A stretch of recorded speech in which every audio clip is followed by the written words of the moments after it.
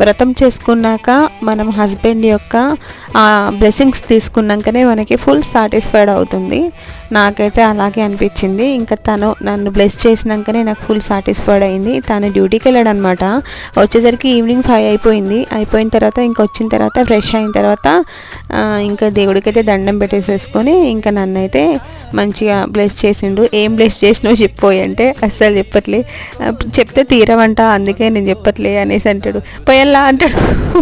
Bless చేయమనే కదా నేను చెప్పేది అంటే, మరి ఏం కోరిక కోరుకున్నావు, ఏం జరగాలని కోరుకున్నావు అంటే నేను చెప్పాను, అది జరిగిన తర్వాత చెప్పేసి అంట అనేసి అంటున్నాడు అనమాట.